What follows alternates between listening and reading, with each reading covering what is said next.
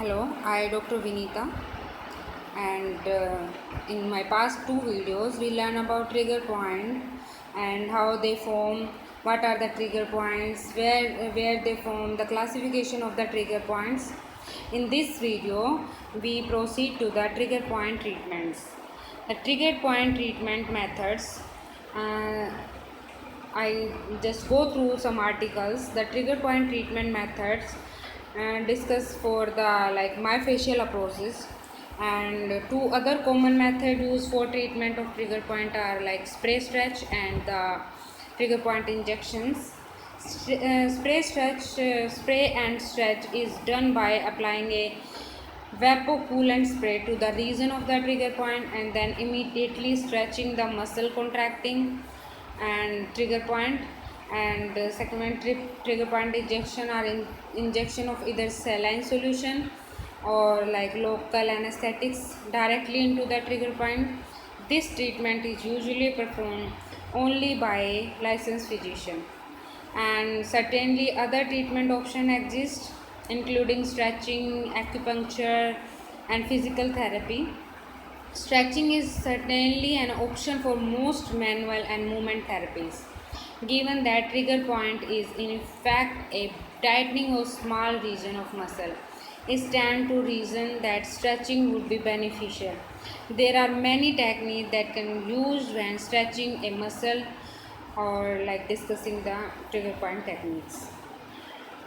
If you want to treat a patient of trigger point, you should very well known about the location of the trigger point, okay, to treat a trigger point.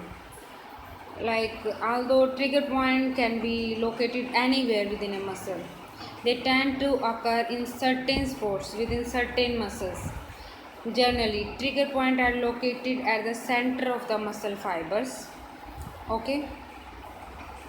But if all muscles were fusiform with all their fibers running the full length of the muscle, then all central trigger point would be located at the center of the muscle. Unfortunately, this is not always true. Pinhead muscles and fusiform muscles that do not have fibers running the full length of the muscle can have their central trigger point in location other than dead center within the muscle. For this reason, it is helpful, okay, to know the fiber architect of each muscles. When you are treating a patient, you have to know where is the origin of the muscle, where is insertion of the muscle, which type of muscle you are treating, okay. And most important is palpation. As hamstring muscle, okay, and there is one fusiform muscles, pinate muscle and fusiform muscle examples. Once you are you palpating the fingers, by palpating fingers are in correct location for a trigger point, you should palpate for what likely feel like a small hard knot or marble embedded within the muscle tissue. Often these trigger points are located within a taut band of fiber that can be stem or like triangulate, and by the running your finger across them very often, if the taut band is sufficiently taut, a twitch response will occur in which the taut band involuntarily contracts when stung. Of course, both trigger point and their associated taut band are usually tender to palpation. When you palpate that muscle, there is tenderness present, okay. Understanding the genesis of central and attachment trigger points and mechanism of the actual trigger point allow us to reason though the best treatment approach for client with myofascial trigger point syndrome, okay. Some recommended approaches for treating trigger points have been the technique known as ischemic compression. Ischemic compression involves the application of deep pressure directly onto the client's trigger point and holding the pressure for a sustained length of time, approximately 10 seconds or more. The premise of the ischemic compression was to create ischemia in the trigger point. Then, when the therapist removed the pressure, a surge of blood would rush into the trigger point. The problem with ischemic compression, besides the fact that it tends to be extremely uncomfortable treatment for most clients due to deep pressure that was recommended, is that the fact that a trigger point is already ischemic. Why would therapist apply the ischemic or creating a ischemia? Okay, this has already been knowledge by many authorities on the trigger points. As a result, ischemic compression technique has been modified, renamed, and now termed as sustained compression or trigger point pressure release technique. Regardless of the new names, the essence of holding sustained compression upon the trigger point essentially unchanged.